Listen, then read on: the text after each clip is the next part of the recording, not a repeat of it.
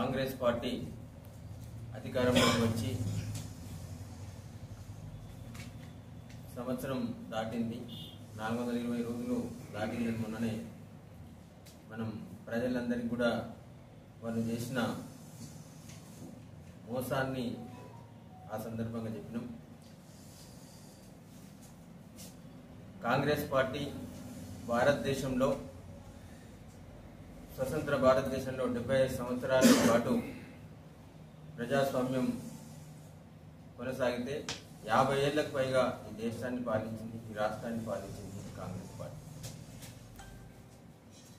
తెలంగాణ రాష్ట్రం సాధించిన పార్టీగా, రాష్ట్ర సాధన కోసం ఉద్యమించిన నేతగా తెలంగాణ ప్రజానీకం గౌరవనీయులు కె. చంద్రశేఖరరావు గారిని ఈ రాష్ట్రానికి ముఖ్యమంత్రిగా 10 ఏళ్ల పాటు అధికారానికి అవకాశం ఇచ్చింది. అనేక సంక్షేమ కార్యక్రమాలను, అభివృద్ధి కార్యక్రమాలను, సంక్షేమ ఫలాలను బీసీలకి కావచ్చు, అణగారిన బడుగు బలహీన వర్గాలైన షెడ్యూల్డ్ కులాలకు కావచ్చు, మా గిరిజన ఆదివాసీ జాతులకు కావచ్చు అందించిన ప్రభుత్వం భారత రాష్ట్రానికి ప్రభుత్వం. గౌరవనీయులు కేసీఆర్ గారి నాయకత్వంలో 10 సంవత్సరాల పాటు సంక్షేమం, అభివృద్ధి పరుగులో పెట్టిన విషయం అందరికీ తెలుసు. అమలు కాని హామీలు ఇచ్చి అడ్డదారిలో అధికారంలోకి వచ్చిన 420 ముఖ్యమంత్రి రేవంత్ రెడ్డి 420 హామీలను ఇవ్వడమే కాకుండా నోటికి ఎంత వస్తే అంత, ఏది దొరికితే అది మాట్లాడి తెలంగాణ ప్రజలను అబద్ధాలు చెప్పి, నువ్వు ఒకరికి గోరంతగా ఇంకోటి కాదు మరి అంటే మిగతా వాళ్ళకు వాళ్ళ గోర్లు ఎంత పెద్దగా ఉన్నాయో, మిగతా ఎంత పెద్దగా ఉన్నాయో మరి అందరూ గమనిస్తా ఉంటారు. కాంగ్రెస్ పార్టీ నిజంగా కూడా ప్రజలందరూ తెలుసుకోవాలి, మేధావులందరూ తెలుసుకోవాలి. నేను మీడియా ద్వారా అందరు కూడా అప్పీల్ చేస్తా ఉన్నా. మనం వెనకట ఈ సొరకాయ చెట్లు, బీరకాయ చెట్లు పెడుతుంటుంది. అవి లాస్ట్కు పంట అయిపోయేటప్పుడు ఉడికిపోతుండే, అంటే కుక్కమూతి పిందెలు అంటారు. ఇప్పుడున్న కాంగ్రెస్ పార్టీ నాయకులు కూడా నేనంటే ఏంటంటే కేకే మహేందర్ రెడ్డితో సహా అంతా కూడా ఉడికిపోయిన, ఓడిపోయి వాడిపోయిన ఈ కుక్కమూతి పిందెలు, ఈ ఉడికిపోయిన కాయలు ఇలా భారతదేశంలో కాంగ్రెస్ పార్టీ అంతరించిపోబోతున్న పార్టీ. అంతరించిపోతున్నా అంటే ఎప్పుడైతే పంట అయిపోయామో కాబట్టి అన్ని కాయలు పనికిరాని కాయలు కాస్తాయి. అవిట్లను మనం తినము, వాడము, ఏం చేయము. ఏం చేస్తామంటే 3 పదార్థాల కాడ పెట్టి చుట్టూ బూడిద పోసి ఇక ఆయన అవిట్లను అంతే జిట్టి తీసేసేటట్టు పెడతాం. ఇప్పుడు కూడా రేవంత్ రెడ్డి నాయకత్వంలో వచ్చిన పార్టీ, లాస్ట్ అధికారంలోకి వచ్చిన పార్టీ ఇదే లాస్ట్గా ఈ కుక్కమూతి పిందెలు అన్నింటిలో కూడా ఇక అయిపోతుంది, క్రాప్ అయిపోతుంది అనగా దయదలిచి జాలి దలిచి ఒకడు 5 సార్లు ఓడిపోయాడు, ఒకడు 4 సార్లు ఓడిపోయాడు, ఒకడు 3 సార్లు ఓడిపోయాడు, వాడు మూతి నాకి వాడు ఇట్లాంటి గెలిచిన వాళ్ళందరూ కూడా ఇలా అధికారంలోకి వచ్చి ఇలా బీఆర్ఎస్ పార్టీ గురించి, ఇలా తెలంగాణ రాష్ట్రం సాధించిన నేతల గురించి కూడా మాట్లాడుతూ ఉన్నారు.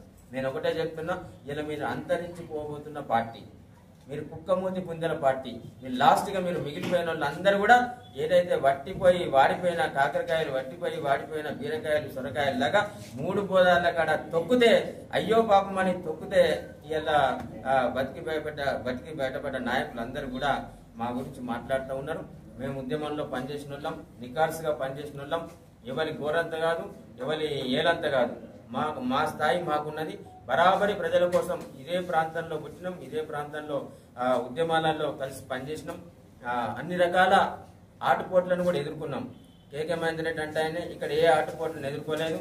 ఇంకొకటి చెప్తా ఉన్నా, ఇలా కొంతమంది కాంగ్రెస్ నాయకులు అదేంటంటే సంతోషపడతా ఉన్నారు. కొంతమంది బీఆర్ఎస్ పార్టీ నాయకుల మీద కేసులు పెట్టడం, కొంతమందిని ఇబ్బందుల పాలు చేయడం, కొంతమంది వ్యాపార వ్యవహారాలను మూసేయించి ఒక పక్షపాత అధికారిని జిల్లాలో పెట్టుకొని ఆయనతోని కక్షపూరితమైన నిర్ణయాలు తీసుకుంటూ కొంతమందిని జైల్లో వేయించినంత మాత్రాన మరికొంతమంది వ్యాపార లావాదేవీలను మూసేయించి ఆర్థికంగా ఇబ్బంది పెట్టినంత మాత్రాన బీఆర్ఎస్ పార్టీని నష్టపరుస్తున్నాం అనుకుంటే అదిగా తెలివి తక్కువతనమే. బరాబర్ ఏదైతే బంతిని ఎంతైతే బలంగా కొడతామో అంతకంటే రెండంతలు, అంతకంటే పదంతలు మళ్ళీ వచ్చి మీ ముఖం మీదే కొట్టే పరిస్థితి వస్తుందని చెప్పేసి నేను చెప్తా ఉన్నా. ఇలా భారత రాష్ట్ర సమితి పార్టీ అధికారంలో 10 ఏళ్ళు ఉండే. ఇలా ఇక్కడ పట్టణంలో ఉన్న కాంగ్రెస్ పార్టీ నాయకులు పేర్లు చెప్పమన్నా చెప్తా, వాళ్ళు వద్దరు, వాళ్ళ కుమారులు కూడా వద్దరు. కేటీ రామారావు గారు మంత్రిగా ఉన్నప్పుడు వాళ్ళకు వ్యక్తిగత అవసరాలు ఉన్నప్పుడు మా కాంగ్రెస్ పార్టీ నాయకులు, నేను పేరు ఇప్పుడు ఈ ప్రెస్ మీట్ తర్వాత వాళ్ళందరూ కూడా చూస్తారు, వాళ్ళందరూ కూడా గుండె మీద చేసేసుకొని అవును మేము కేటీ రామారావు గారి దగ్గరికి పోయి అనేక పనులలో వారి సాయం తీసుకున్నాం, మేము తోటాగే దగ్గరికి పోయి అనేక కార్యక్రమాల్లో వారి సాయం తీసుకున్నాం. ఇలా మా ఈ పట్టణానికి చెందిన కాంగ్రెస్ ప్రముఖ నాయకులు కావచ్చు, ఇలా ఈ నియోజకవర్గంలోని కాంగ్రెస్ ప్రముఖ నాయకులు కావచ్చు, ఈ రాష్ట్రంలోని అనేక మంది కాంగ్రెస్ నాయకులు కేటీ రామారావు ఇచ్చేసి వ్యక్తిగత పనులు కావచ్చు, అవి వ్యాపార వ్యవహార పనులు కావచ్చు, అనేకం సాయం పొందిన సందర్భాలు కోకొల్లలు ఉన్నాయి. కానీ మీలాగా నీచంగా ఆలోచన చేసి అధికారంలోకి రాగానే అధికారం అంటే పెద్ద ఏదో అనుకొని ఈ ఓడిపోయి వాడిపోయిన నేతలందరూ కూడా ఆ వాడిపోగా దీపం కూడా పోయేటప్పుడు మొత్తం ఆరిపోయేటప్పుడు కొంత వెలుగుతాడ అంతే. ఇప్పుడు ఈ లాస్ట్కు ఆరిపోయాం గట ఈ వెలుగుతున్న ఈ దీపాలన్నీ కూడా మాకున్న అధికారాన్ని ఏదో పెద్దగా ఊహించుకుంటా ఉన్నారు. 4 రోజులల్లా మీ అధికారం ఊడిపోయి చేస్తుంది. కనీసం మేము ఇప్పుడు అందరి ప్రజల తరఫున కొట్లాడి ఇలా తెలంగాణ ప్రజానీకం తరఫున ఏదైతే కాంగ్రెస్ పార్టీ హామీలు ఇచ్చి అమలు చేయకుండా మోసం చేసిందో వాళ్ళందరి తరఫున ప్రజానీకం తరఫున ఉండి మేము ప్రజాక్షేత్రంలో ఉండి కొట్లాడతాం. కానీ భవిష్యత్తులో మీరు ప్రజాక్షేత్రంలో కూడా తిరిగే అవకాశం మీకు రాదు.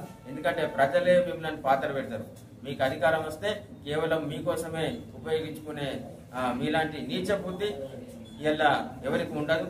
కాబట్టి తస్మాత్ జాగ్రత్త. కాంగ్రెస్ నాయకులకు నేను ఒకటే విజ్ఞప్తి చేస్తా ఉన్నా, విమర్శించండి, లేకపోతే ఇంకోటి మాట్లాడండి, కానీ ఇలా జరిగిన అభివృద్ధిని కూడా చూడండి.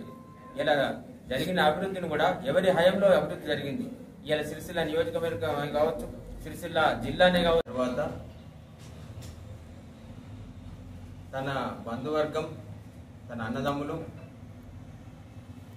బావమర్ది, అల్లుడు, కులం తప్ప ఆయనకు ఈ రాష్ట్రంలో వేరే ఏది కనబడటం లేదు.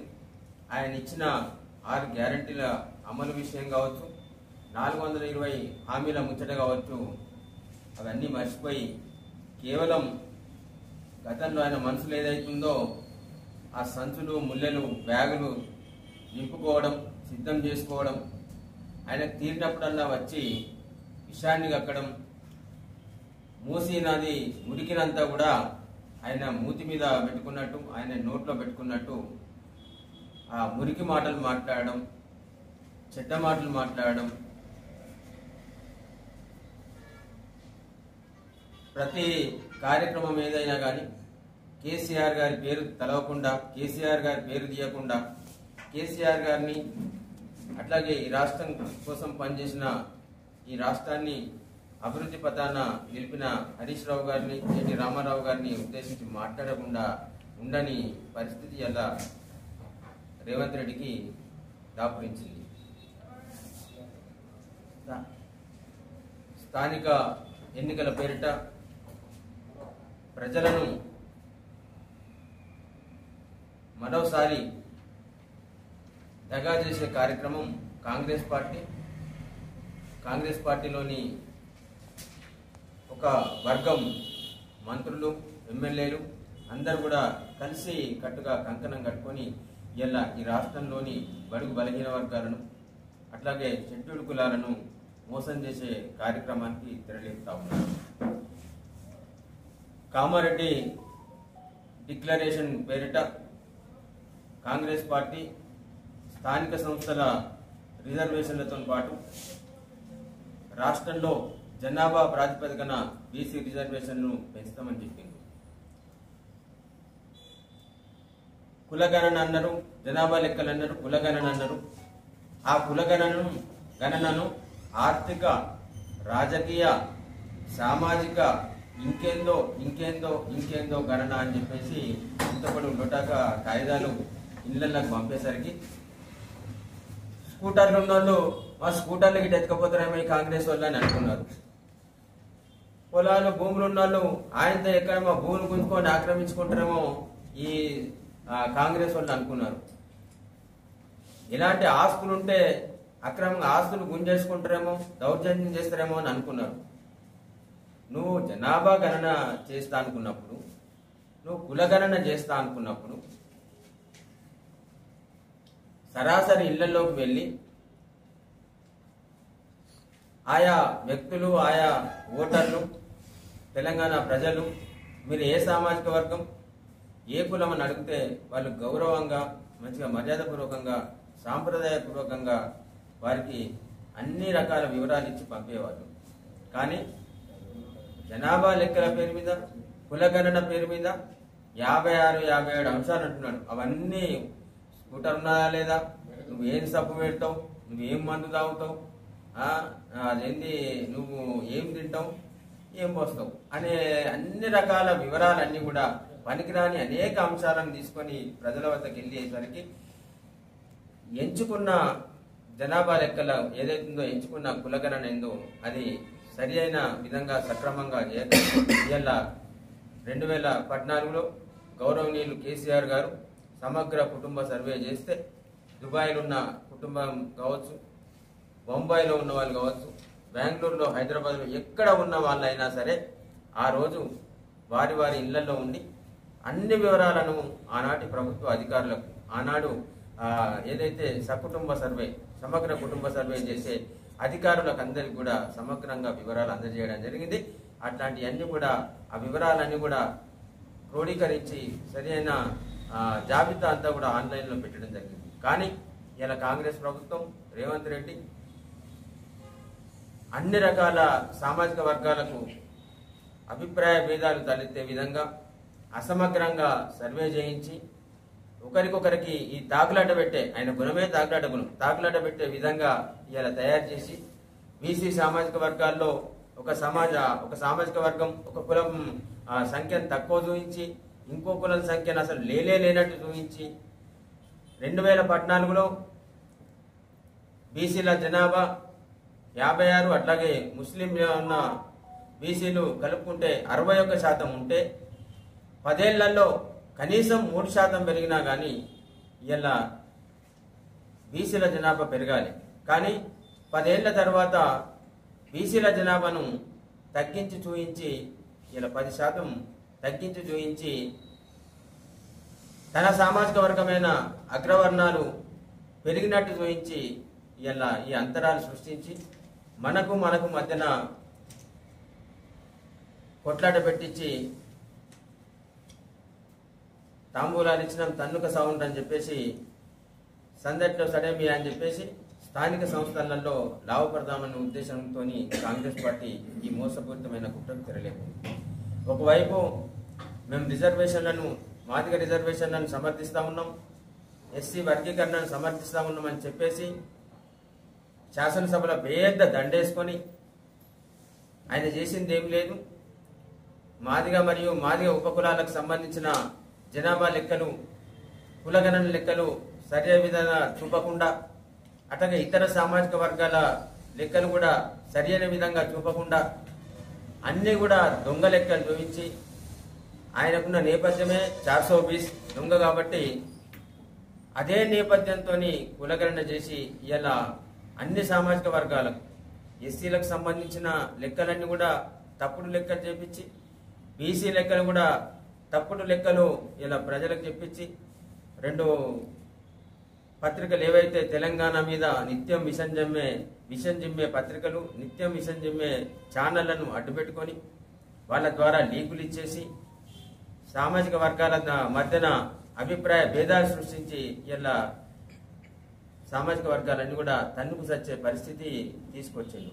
కానీ నేను ఒకటి అప్పీల్ చేస్తా ఉన్నా, మా బడుగు బలహీన వర్గాల సోదరులందరికీ, మా అక్క చెల్లెళ్ళ అన్నదమ్ములందరికీ, మా షెడ్యూల్ కులాల అక్క చెల్లెళ్ళ అన్నదమ్ములందరికీ, మా బీసీ అన్ని సామాజిక వర్గాలందరికీ కూడా నేను అప్పీల్ చేస్తా ఉన్నా, ఏదైతే కుట్రపూరితంగా రేవంత్ రెడ్డి ప్రభుత్వం